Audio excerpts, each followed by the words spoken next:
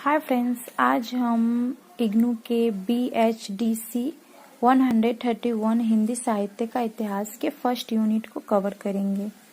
Okay, तो हम लोग स्टार्ट करते हैं। सो फ्रेंड, फर्स्ट यूनिट में जो हमारा टॉपिक है वो काल विभाजन और नामकरण है।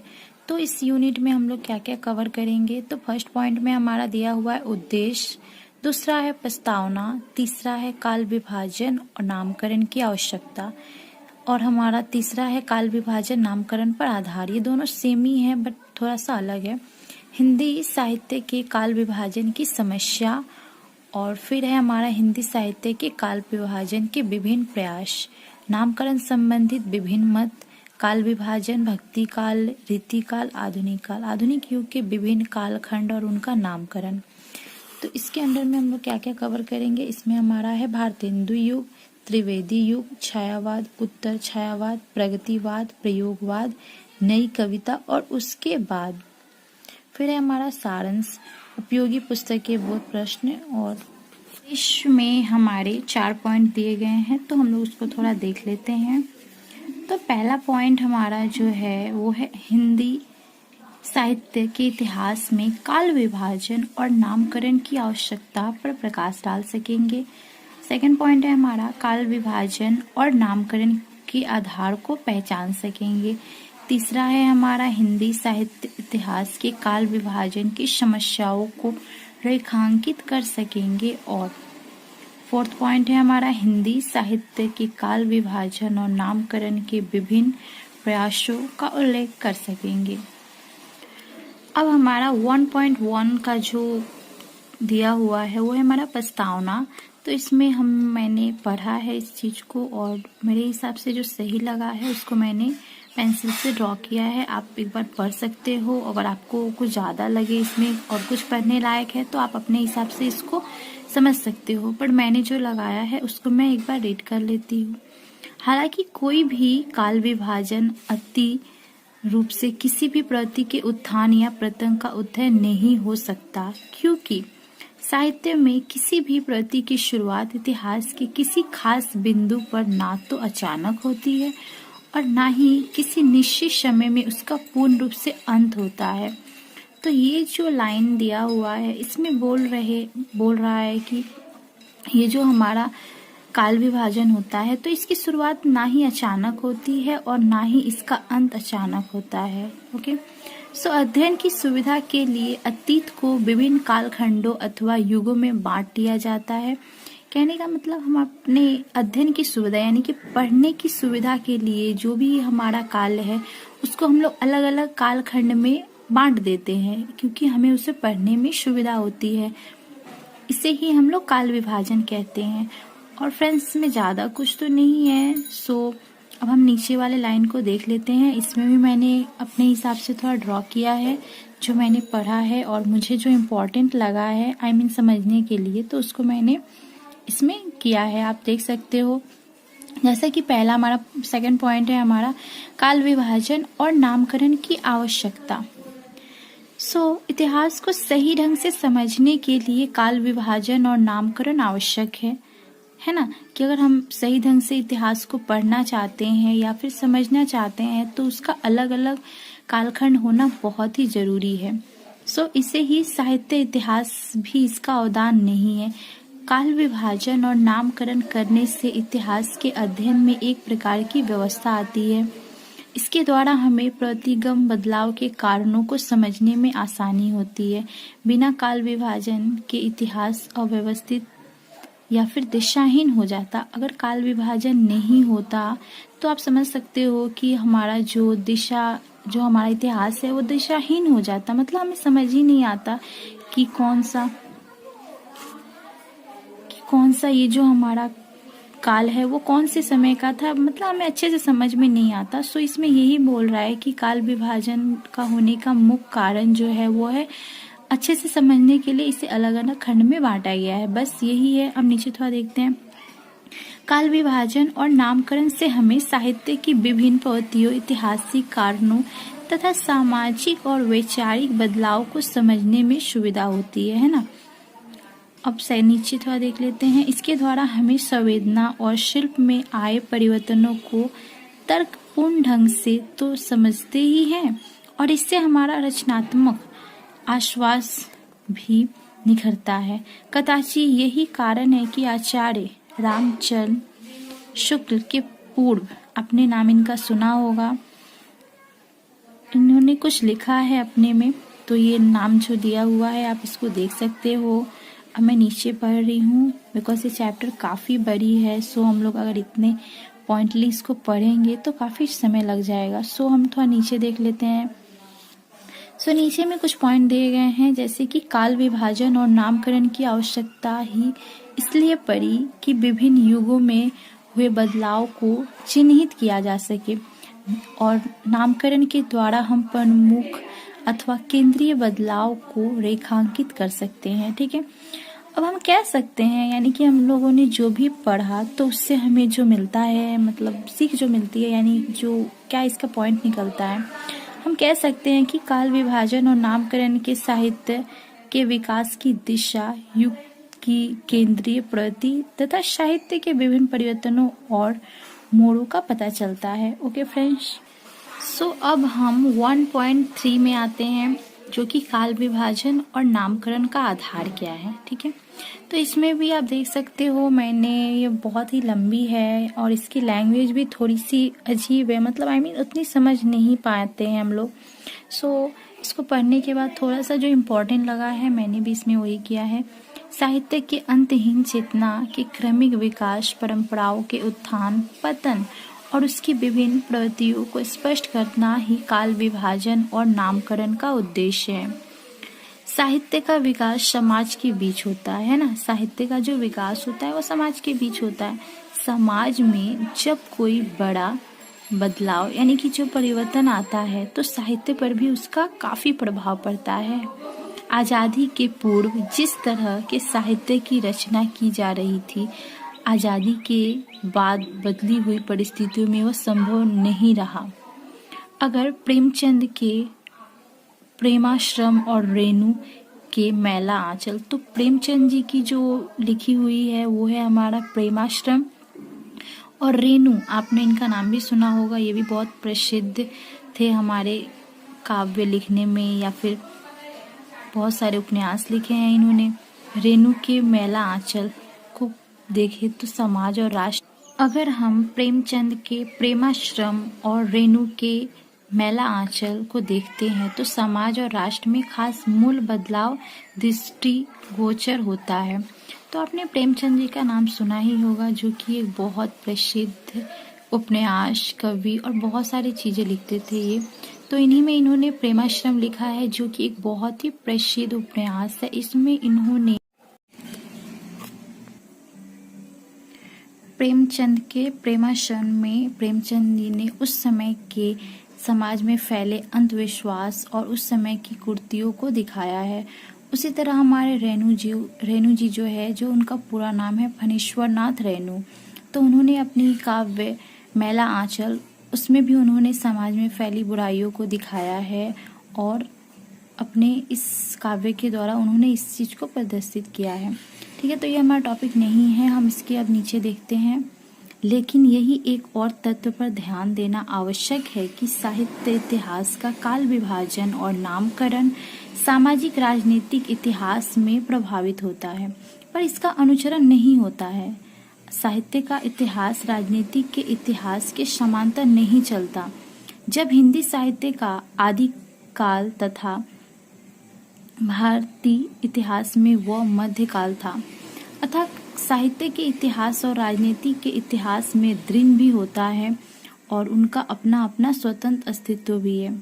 और भी दिया हुआ है, काफ़ी बड़ी है ये चैप्टर। अब हम थोड़ा सा नीचे आते हैं, बिकॉज आप देख सकते हो इसमें पूरा दिया हुआ है, आप पढ़ना चाहो तो इसको पढ़ सकते हो और अपने हिसाब से इसमें और भी आप पॉइंट लगा सकते हो। बट हम नीचे आते हैं, नीचे का पॉइंट देखते हैं। काल विभाजन और नामकरण का भी कोई दृढ़ आधार नहीं हो सकता है। अलग अलग समय में अलग अलग जो परिस्थितियां निर्णायक होती है। अभी कोई प्रवृत्ति विशेष अपने पूरे समय में प्रधान हो जाता है, तो कभी कोई सांस्कृतिक चेतना रीति काल में काव्य रचना की प्रवृत्ति विशेष रीति अपने समय में हावी हो जाती है, जबकि काल विभाजन में भक्ति एक सांस्कृतिक चेतना के रूप में प्रभावशाली थी, है ना। अब देखते हैं 14वीं सदी से 17वीं सदी तक भक्ति की सांस्कृतिक चेतना ने समाज पर व्यापक प्रभाव डाला है।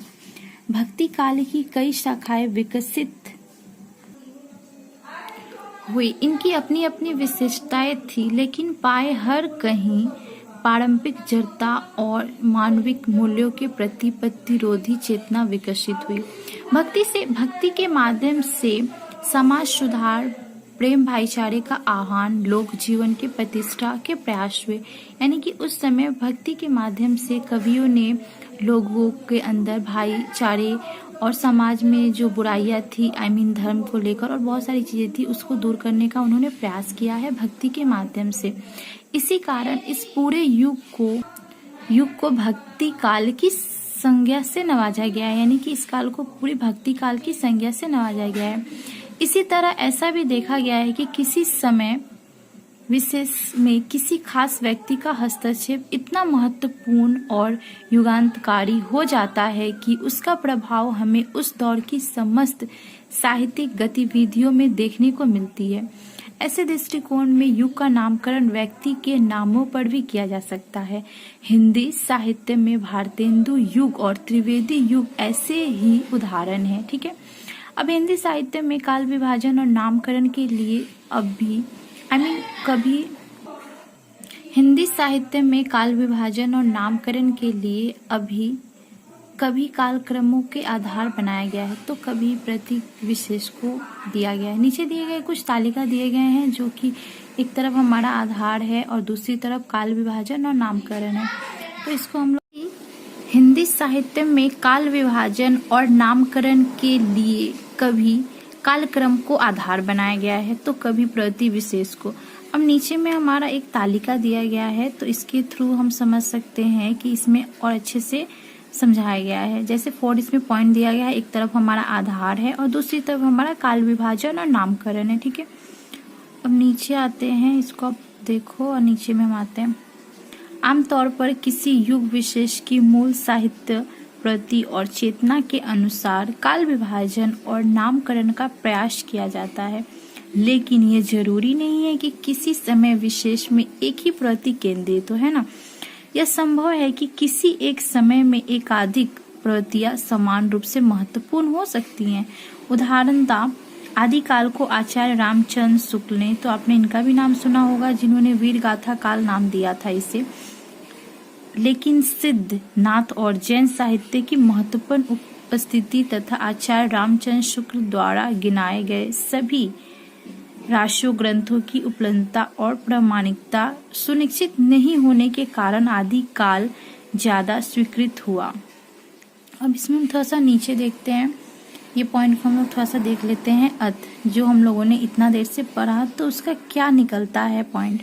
तो काल विभाजन और नामकरण करते समय अनेक आधारों का सहारा लेना पड़ता है। बहुत सारे आधारों का हमें सहारा लेना पड़ता है।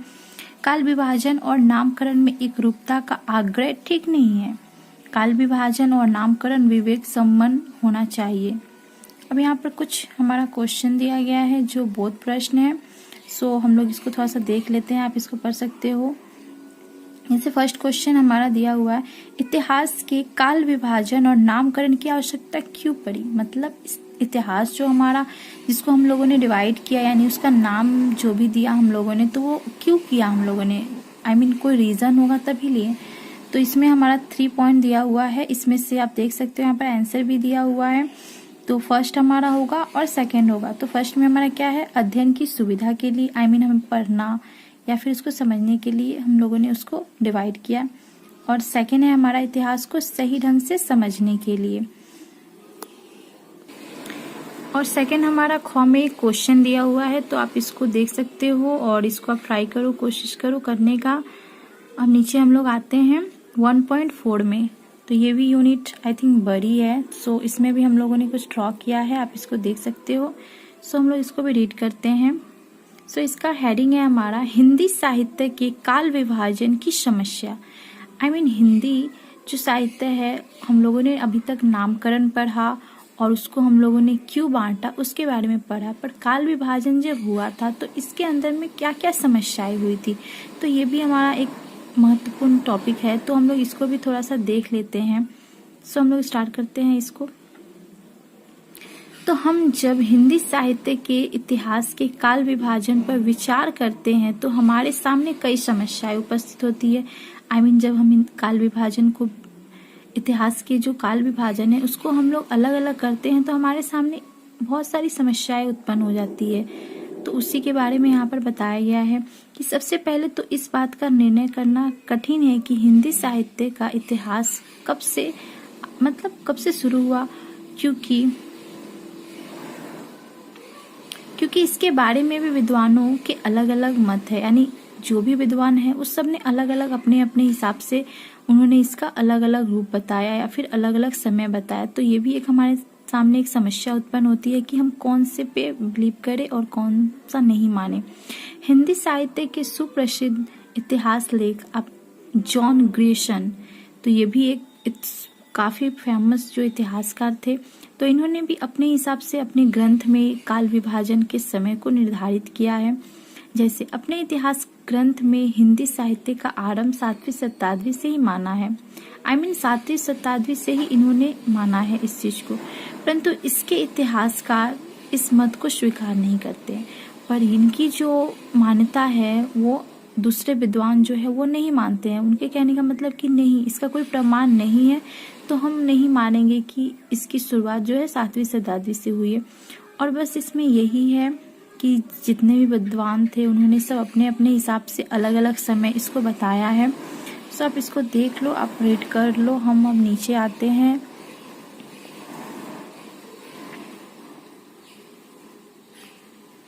यहाँ पर कुछ दिया हुआ है, हम लोग इसको देख लेते हैं।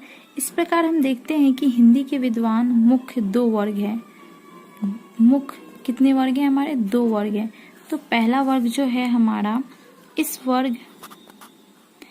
वर्ग में वे विद्वान आते हैं जो हिंदी और अप्रभन को एक मानते हुए हिंदी का आरंभ 7वीं शताब्दी से स्वीकार करते हैं। इसके अंदर में कुछ जो विद्वान आते हैं वो मान्यता मानते हैं 7वीं शताब्दी से, पर दूसरे जो वर्ग में विद्वान आते हैं जो कि इस चीज को अलग मानते हैं। उनका कहना है कि इसकी शुरुआत जो है 10वीं सदी से हुई है। तो इसमें बस यही है कि इसको काल विभाजन जो है उसको हम लोगों को समझने में दिक्कत इसलिए होती है क्योंकि इसका सही नहीं है कि सभी विद्वान जो है वो अपने हिसाब से अलग अलग मत दिए हैं। तो हम इसको मान्यता फिलहाल विद्वानों ने नहीं माना है, परंतु अब इस बात का निर्णय हो गया है कि जो हिंदी और दोनों एक भाषा नहीं है, यानी कि जो अप्रभषण और हिंदी भाषा है ये दोनों ही अलग भाषाएं हैं। इतने सारे हम लोगों ने पढ़े। अब थोड़े से नीचे हम लोग देख लेते हैं। तो काल विभाजन को बांटने का सबसे पहले जो प्रयास किए थे वो हमारे थे इतिहासकार जॉन ग्रियर्सन द्वारा। तो इन्होंने एक बुक पब्लिश की थी जो कि 1888 में, बुक का नाम था the model vernacular literature of Hindustan. तो इस बुक में इन्होंने काल विभाजन को बांटा है अपने हिसाब से। आप देख सकते हो इसमें काफी चरण दिए गए हैं, आप इसको समझ सकते हो। और नीचे हम लोग आते हैं, इसी तरह बहुत सारे विद्वानों ने दिया है। सेकंड है, इन्होंने भी अपने हिसाब से काल विभाजन को बांटने का प्रयास किया हुआ है। और तीसरे जो है हमारे वो आचार्य रामचंद्र शुक्ला, तो इन्होंने भी अपनी बुक में काल विभाजन को बांटने का प्रयास किया हुआ है। फिर आते हैं हमारे हजारी प्रसाद, इन्होंने भी बांटने का प्रयास किया है। आप इनको देख सकते हो, इस बुक को आप देख सकते हो ध्यान से।